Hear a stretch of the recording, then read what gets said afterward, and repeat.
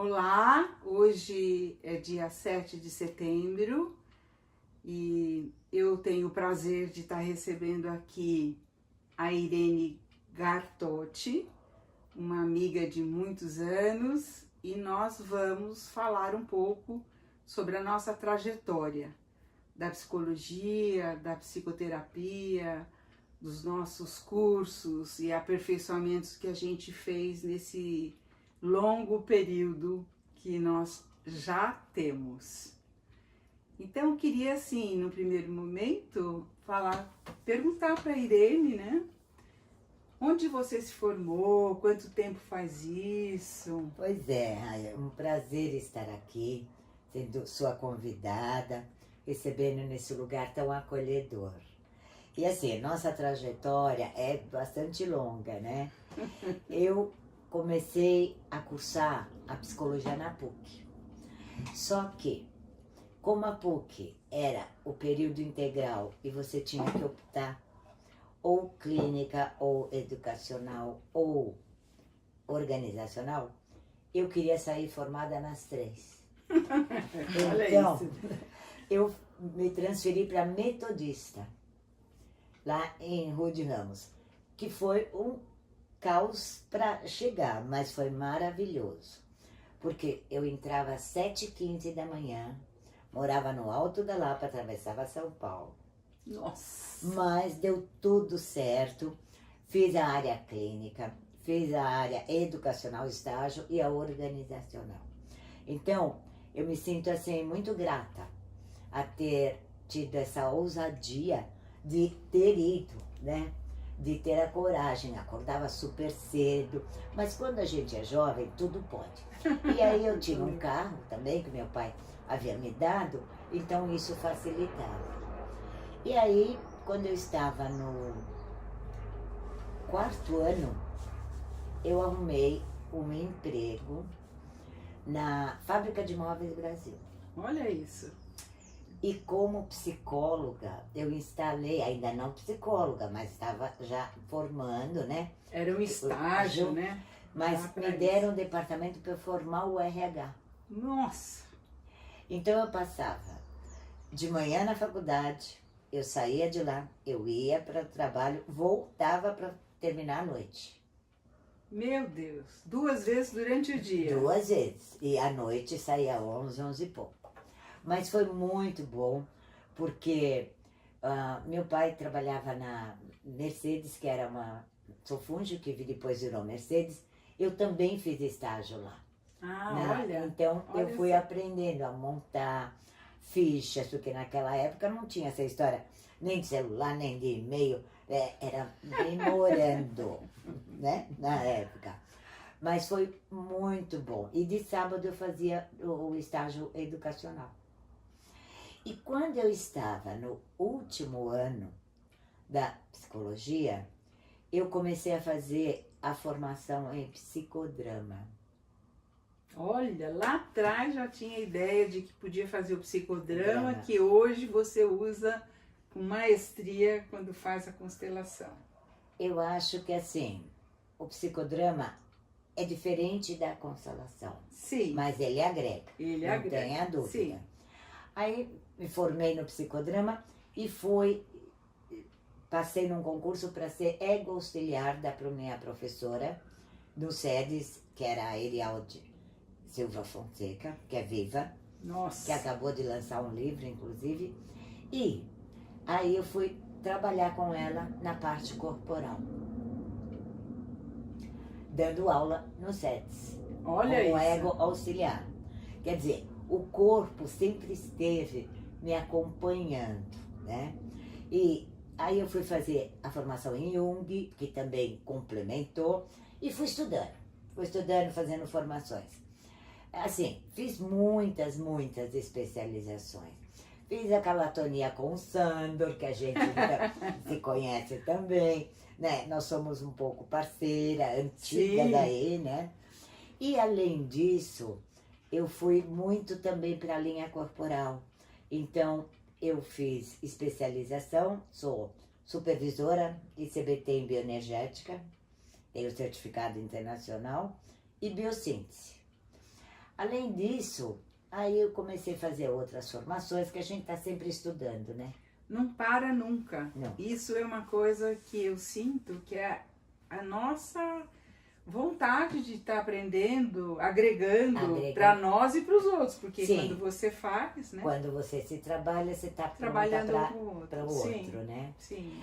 Aí o que aconteceu? Eu fiz a formação também em terapia familiar sistêmica. Meu Deus, mais uma. Mas essa há 35 anos. E aí eu comecei a ter um outro olhar, uma outra escuta, e foi formando uma junção de todas essas partes corporais e tal.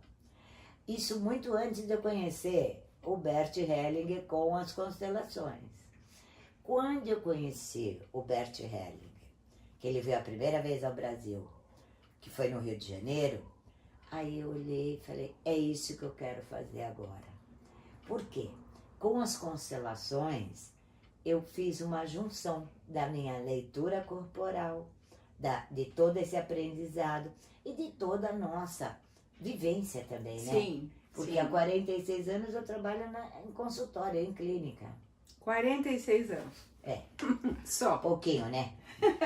E continuamos estudando. E continuamos estudando. Isso mesmo. Porque eu acho que estudar é uma bênção para nós, como terapeutas, que sempre temos coisas para trabalharmos. Sim, internamente da nossa história.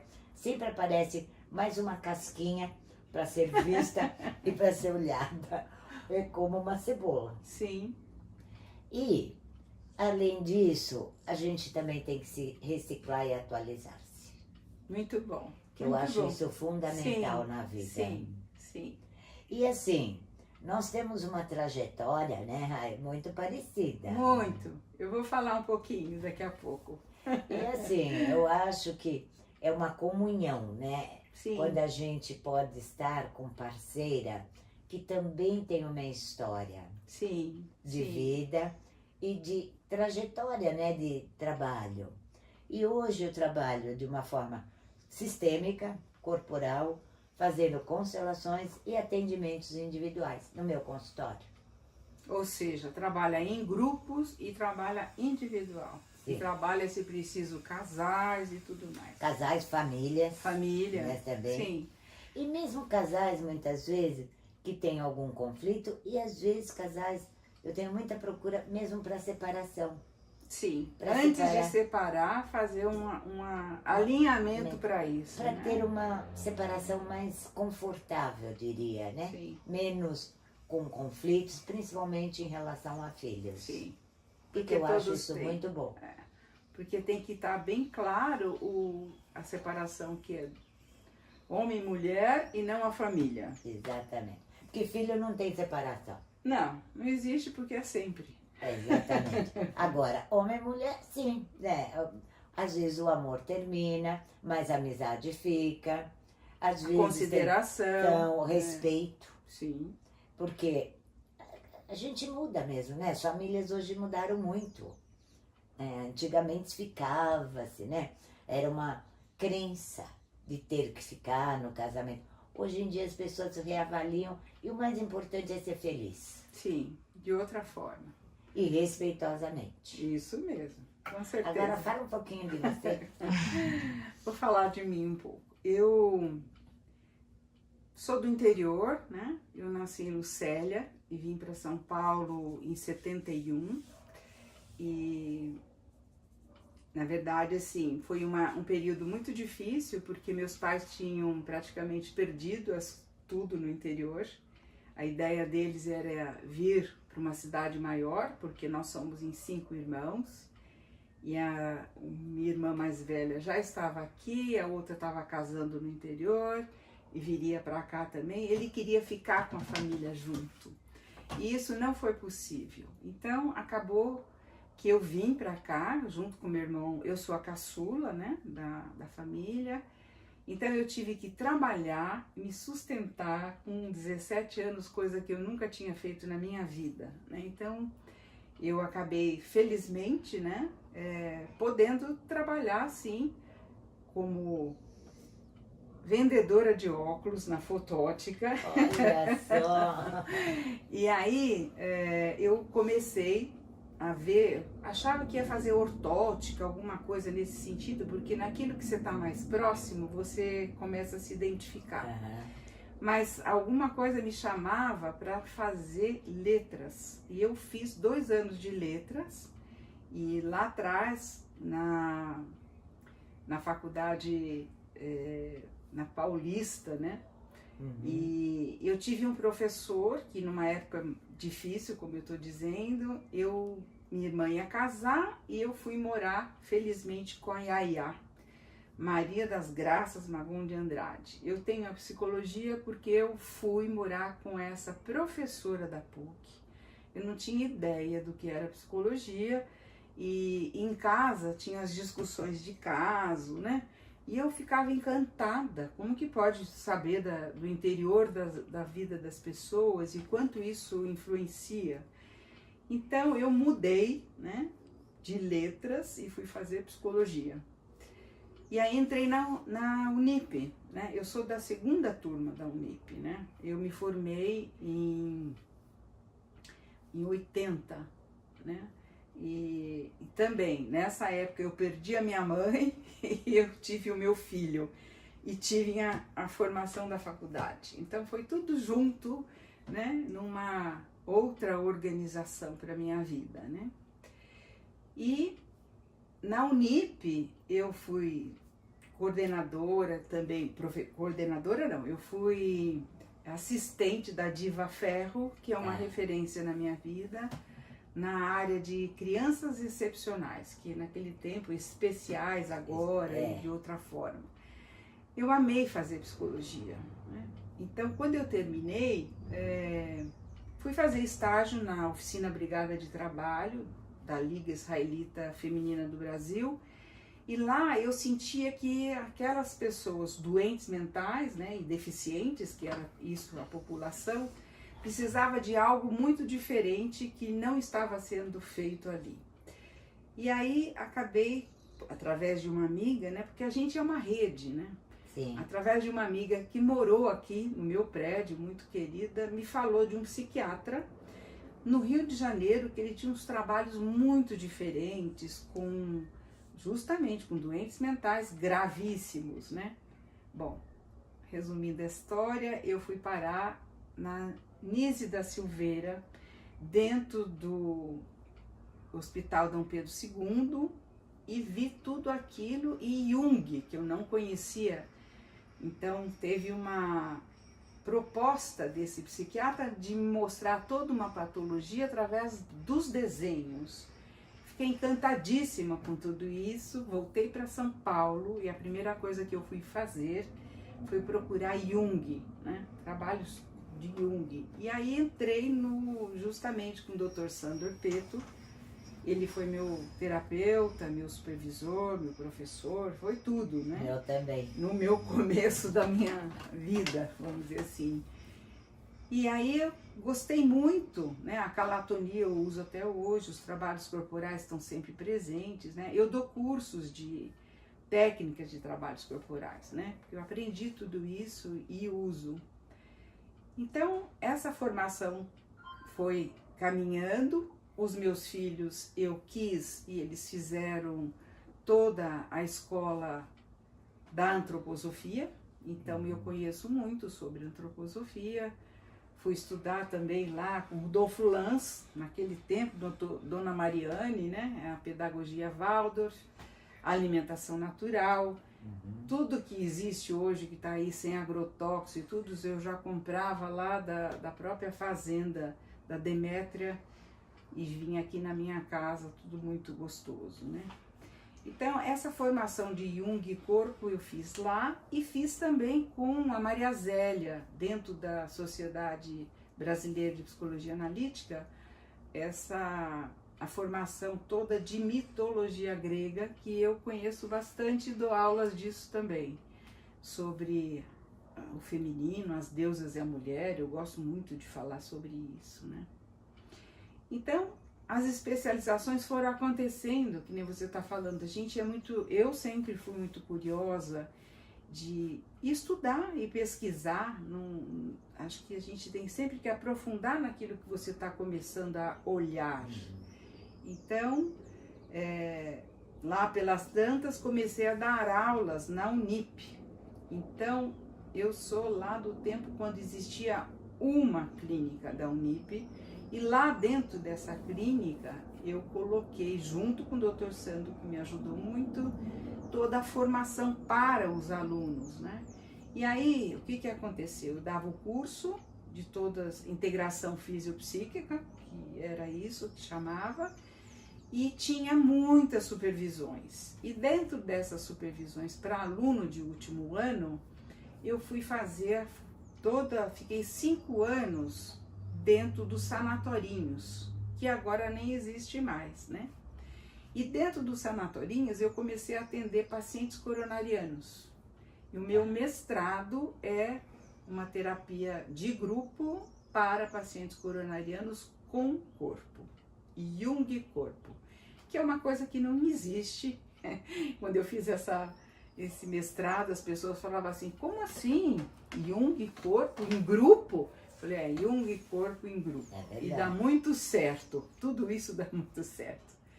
Então, eu adorei ter feito esse mestrado e não tive a possibilidade de colocar isso dentro da prefeitura, dentro de alguns lugares maiores. Mas eu trabalho até hoje sempre tenho pacientes coronarianos no consultório, sempre tenho pacientes que eu não sei como que são deficientes, né? Que tem alguma deficiência.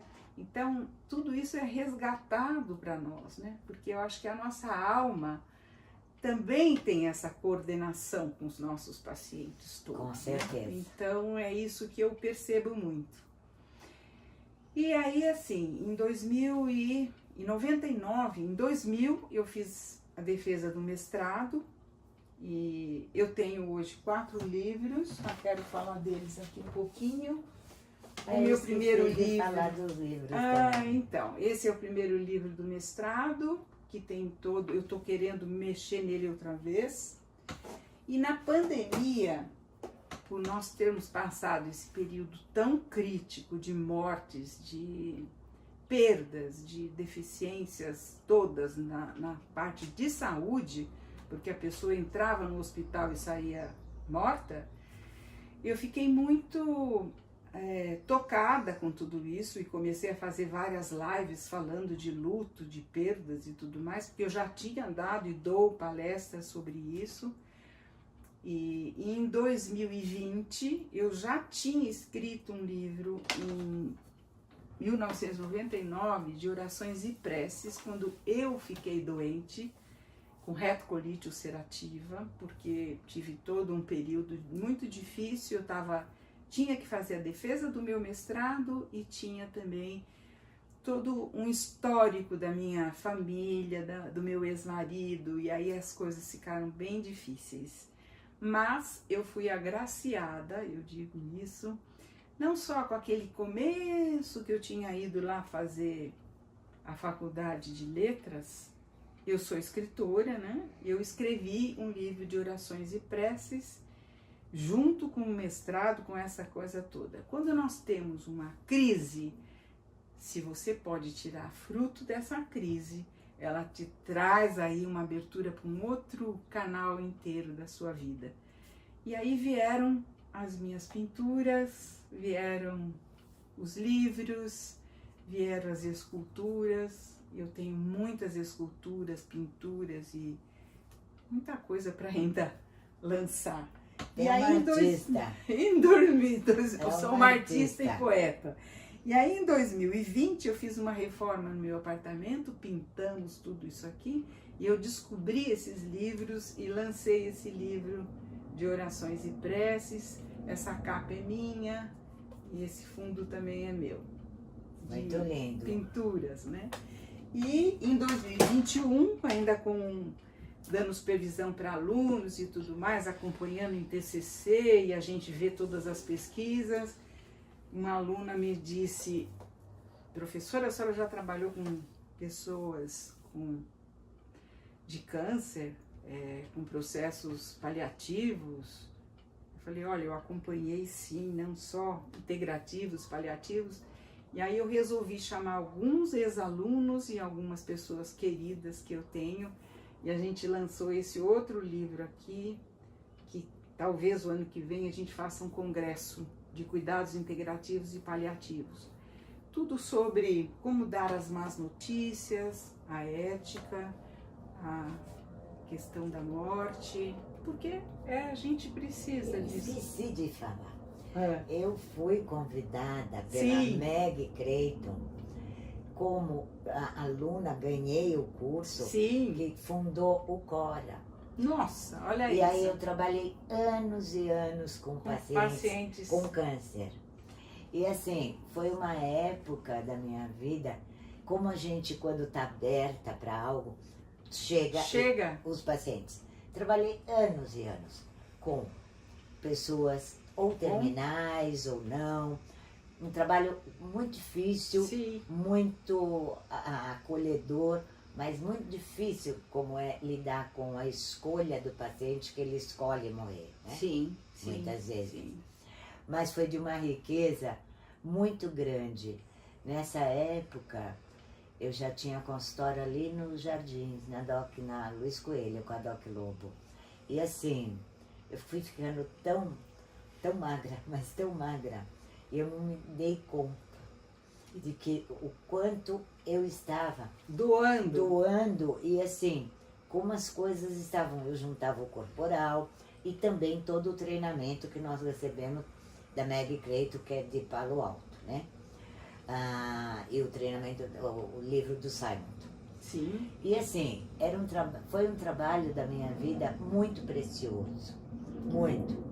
Trabalhei anos, até que eu fui para o congresso no Rio. E aí mudou o caminho. Não, e aí eu apresentei um trabalho e também eu conheci a Isis Priested, que morava na Dinamarca. E nós de São Paulo e um pessoal do Rio a trouxemos para dar curso para nós de healing. E aí começamos a fazer... Healing.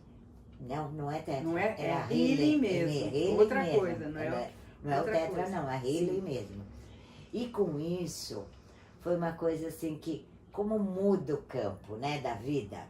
Aí eu fui mudando, trabalhando todos os chakras, então, não só os básicos, mas os outros também internos. E aí eu fui mudando o meu trabalho também.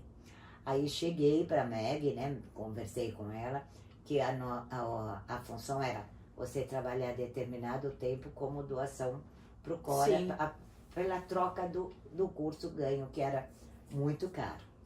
E foi uma coisa assim, uma transição de vida. Mas foi muito interessante, porque nesse período a minha mãe teve um câncer muito grande. Eu coloquei a cabeça no colo dela e vi a barriga muito dura. Falei, o que é isso? Ela foi fazer a ressonância, ela estava com um tumor enorme no fígado. Ela foi pro Sírio, fez a cirurgia, foi para aquela época, né? Foi o exame para fora e tal.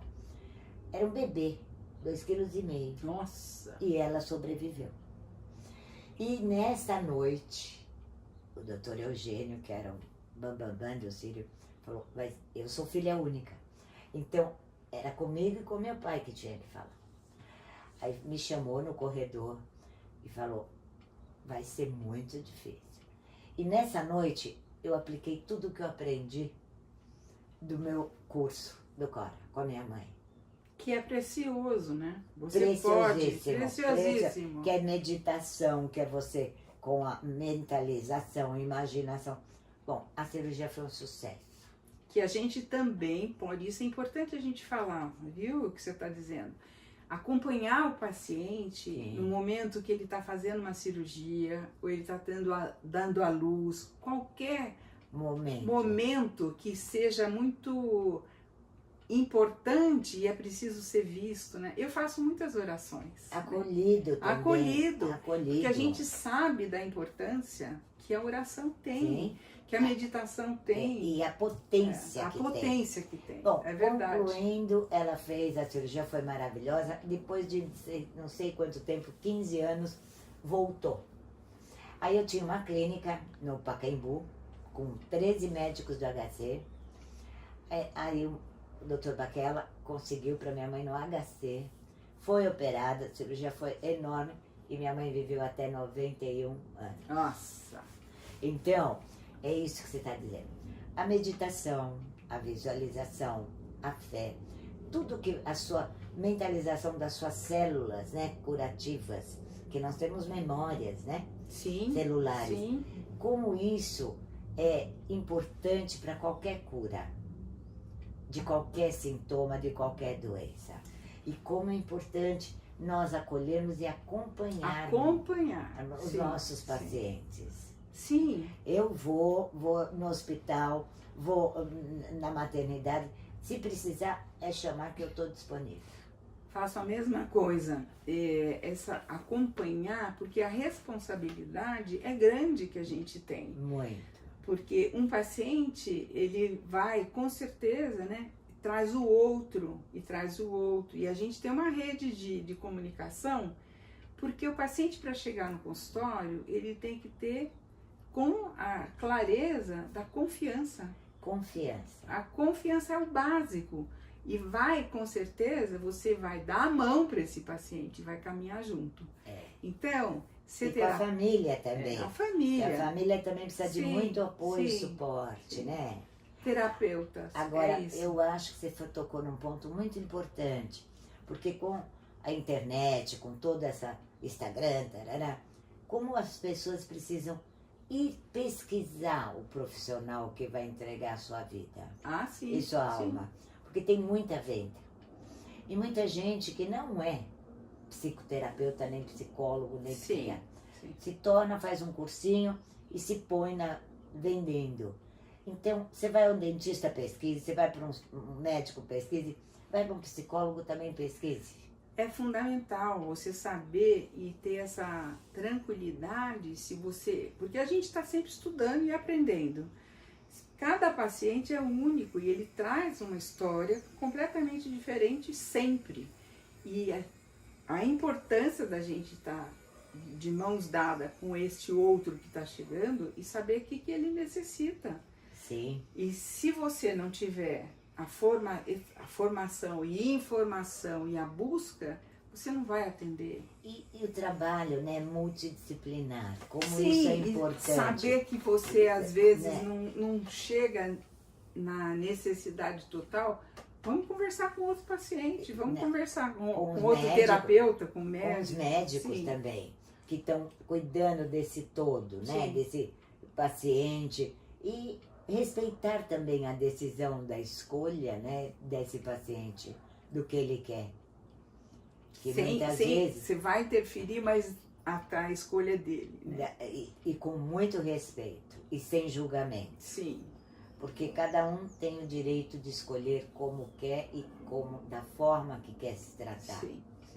E comunicar sempre à família a verdade. Né?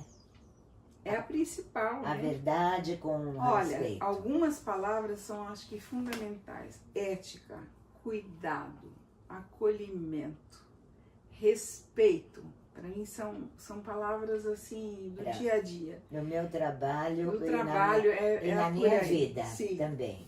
Eu vou falar só do último livro, que esse aqui foi o ano passado, em outubro. Aqui tem muitos poemas.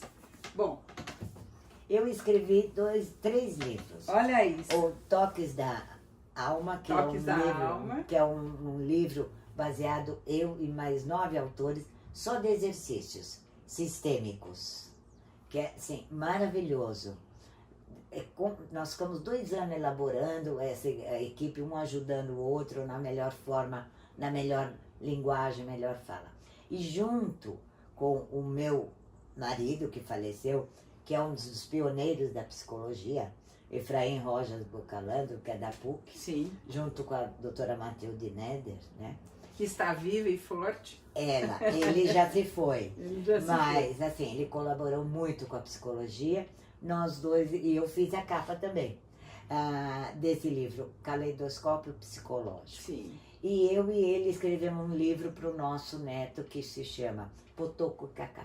Ah, olha isso. Agora, ele tem muitos livros, através da Vetor, tem os testes sim. que a Vetor começou com ele, mas assim, é muito bom escrever, né? Muito bom dar palestra, muito bom. Eu dou muita formação em constelações também, tanto em São Paulo, Goiânia, no Sul e em Vitória. Tá viajando para todo lado. Agora um pouco menos depois da pandemia, porque antes da pandemia era demais. Mas tá tudo bem, eu acho que tudo chega na hora certa. Sim, dar aulas é aprender também, né?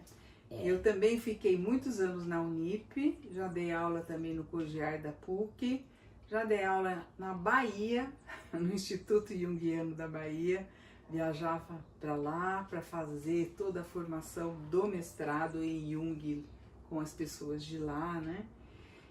Então, dar aula, dei aula na Santana e fui coordenadora do curso de pós-graduação do Freedom, e isso foi até 2022.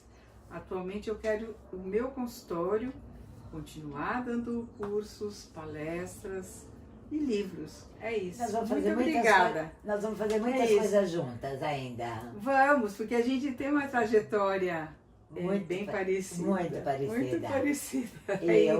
E eu a respeito muito. Eu a respeito muito também. Muito obrigada. Obrigada também.